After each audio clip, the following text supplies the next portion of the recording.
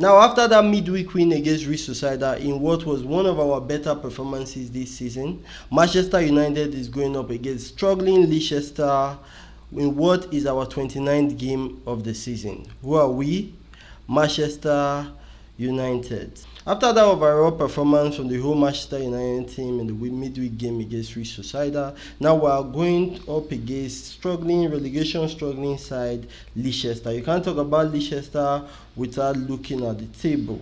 Now, the game against Real Sociedad was not just interesting because of the scoreline. We did win the match 4-1, but it was largely about what we saw during the game. A lot of people are going to argue the fact that maybe it happened because of the red card, but even before then, we had some level of control against Real Sociedad. Now, I understand Real Sociedad did not play especially good on the day, but I thought our players moved different. I thought our players, they went about doing their jobs entirely different, with a different mannerism, and I thought they played quite alright, and I think a lot of us also think so when you see the reactions on social media. Now we are going to face Leicester this weekend. Leicester have lost their last 5 games. I think we won them the first leg also. Now, you know, their coach is Van Nistelrooy, who was also in Manchester United as interim manager after Eric Ten Hag left, but that one really not concern us. Our main aim going into this match is to win the game. Now, as you can see from the table, we are currently 15th, which is not something we are used to, but is what we have seen this season. But Leicester, they are largely they are in an impossible situation in many ways, because I think they are 9 points away from that 3 wins, which is, at this point in the season, that looks really difficult to do. But now they are going against Manchester United. Manchester United side, which had a good performance midweek. I give my predicted 11 that is going to start this match, and as well my predicted scoreline going into the game. The manager gave updates on team news, and Mason Mount was the biggest topic when they talked about the team news. Mason Mount has been back for a while, and the manager rightfully say he might probably get 5 minutes to play during this match, but definitely he said we're going to be seeing Mason Mount in the bench. And he also added the fact that he really does like Mason Mount as a player, because Mason Mount, the kind of player he is, he can actually fit into one of the 10th position. He's hardworking, he's a tireless runner. You know, those runs I've been talking about in those 10th positions, he has the strength to go up and down the pitch. So in the future, if Mason Mount can stay fit, he's really going to be good for the Ruben Amorim system. Now, this is my 11, this is my predicted 11 going to the game. So this is my predicted 11 going to the game. Onana continues in post, our number 1 goalkeeper. Delete, I think, has been outstanding for the last 5 matches or more.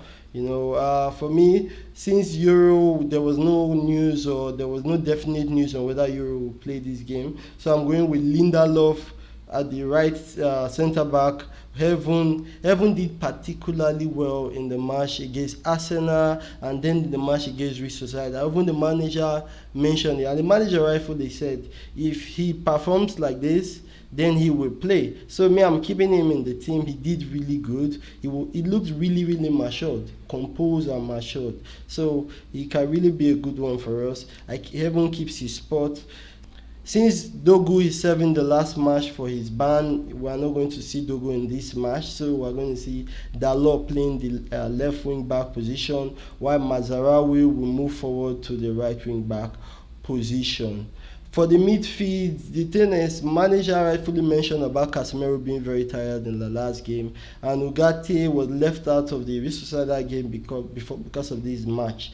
So I think we're going to see Ugarte back, and of course the hat-trick hero, Captain Bruno Fernandes, we partner him in the midfield.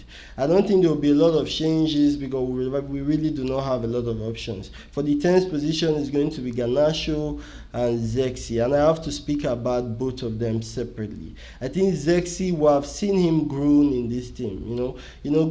I was one of those people that supported him when he first came to Manchester United, because I saw a unique player there. Yes, Premier League is fast. You have to understand, when players come to Premier League, they have to adapt to the pace and the intensity.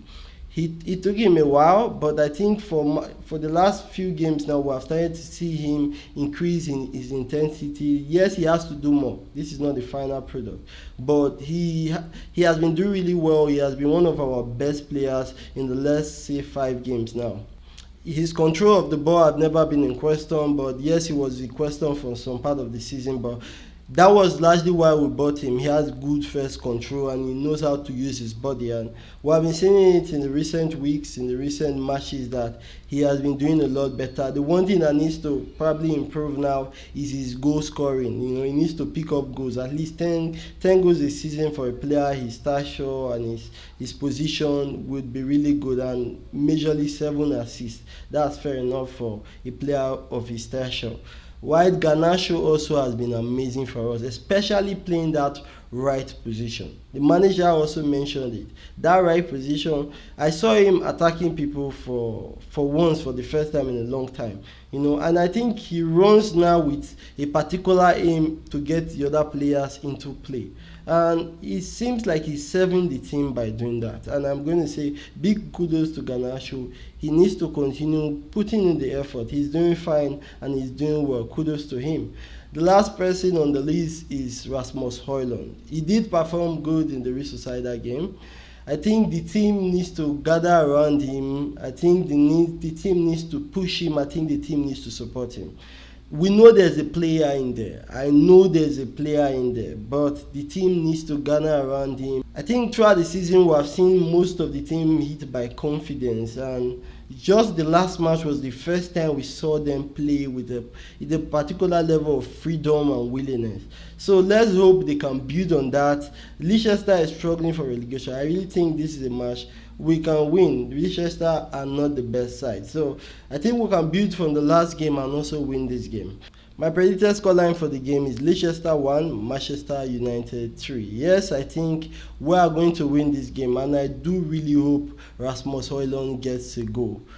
Thank you for watching the video as always. Please do not forget to hit the subscribe button. Thank you for watching as always. I'll see you on the next video. Bye bye.